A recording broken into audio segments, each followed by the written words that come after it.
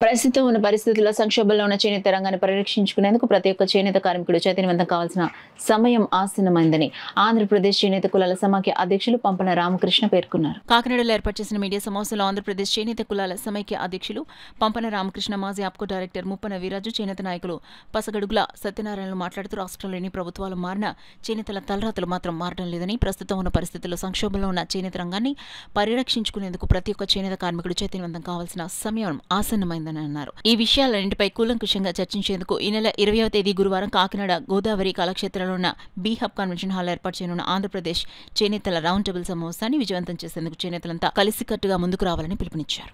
13 జిల్లాలు మరియు విభజన తర్వాత 26 జిల్లాల్లో చేనేత కార్మికులు ఎదుర్కొంటున్న సమస్యలు అంటే ఈరోజు చెప్పుకోవాలంటే చేనేత వ్యవస్థ చాలా సంక్షోభంలో ఉందనే చెప్పుకోవాలి. ముఖ్యంగా ఈ రాష్ట్రంలో ఎన్ని ప్రభుత్వాలు మారినా చేనేత పరిస్థితి అయితే మారని వైనమే కనపడతా ఉంది. పాలకులు మారుతూ ఉన్నారు, చేనేత కార్మికులు ఆత్మహత్యలు చేసుకునే పరిస్థితుల్లో ఈరోజు కనపడతా ఉంది. దీన్ని ఉద్దేశించి ఈ రాష్ట్రం మరియు జిల్లా సంబంధించి చేనేత సహకార సంఘాలు పడుతున్న ఇబ్బందులు, చేనేత సొసైటీల్లో పనిచేస్తున్న చేనేత కళాకారులు అంటే కార్మికులు పడుతున్న ఇబ్బందుల మీద వాళ్ళ సమస్యల మీద ఈ రౌండ్ టేబుల్ సమావేశంలో చర్చించి తద్వారా ప్రభుత్వాలకు నివేదిక ఇవ్వాలనే ఉద్దేశంతో రాష్ట్ర వ్యాప్తంగా మరి చేనేతలు ఉన్న ప్రముఖులు అలాగే సహకార సంఘాలకు సంబంధించి రేపు జరగబోయే కార్యక్రమానికి హాజరవుతా ఉన్నారని ఈ కార్యక్రమం ద్వారా తెలియజేస్తా ఉన్నారు. చేనేత కార్మికులు, చేనేత సంఘాలు, చేనేత అభిమానులు అందరితో రౌండ్ టేబుల్ సమావేశం ఏర్పాటు చేయడం జరిగింది. దానికి తమరందరూ కూడా రావాలని చెప్పి ఈ మీడియా ముఖంగా మిమ్మల్ని అందరినీ కోరుకోవటం జరుగుతుంది. ముఖ్యంగా దీంట్లో చర్చించే విషయాలు ఏంటంటే, మనకి ఆప్కో ద్వారా అనేక రకాల బకాయిలు సంఘాలకి ఉన్నాయి, బాకీలు ఉన్నాయి.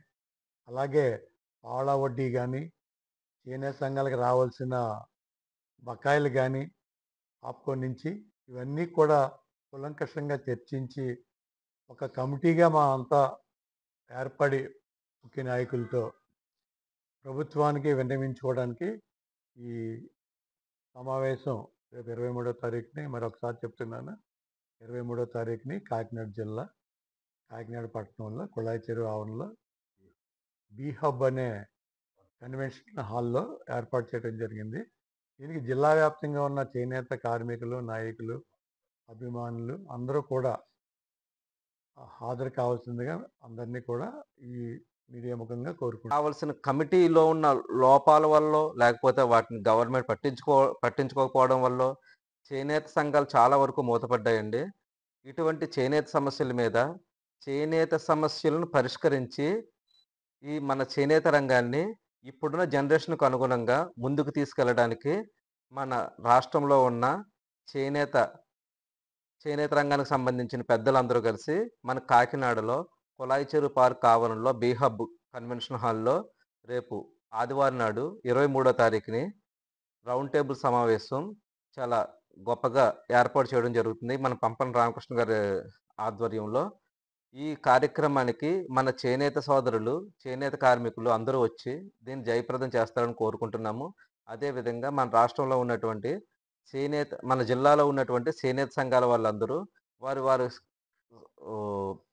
మెంబర్స్తో కలిసి ఈ సమావేశానికి వచ్చి వాళ్ళ సమస్యలను కూడా తెలియపరిస్తే వీటినన్నిటిని కూడా ఒక మంచి ప్రజెంటేషన్ రూపంలో గవర్నమెంట్కి ఇచ్చి మన చేనేత సమస్యలలో ఒక పరిష్కారాన్ని గవర్నమెంట్ దృష్టి నుంచి వీటిని ఏ విధంగా సాల్వ్ చేయాలి, ఇప్పుడున్న చేనేత సమస్యల్ని ఏ విధంగా అధిగమించి ముందుకు తీసుకెళ్లాలనే దాని మీద రౌండ్ టేబుల్ సమావేశం జరుగుతుందండి. అందరూ వచ్చి దీన్ని జయప్రదం చేస్తారని కోరుకుంటున్నాను.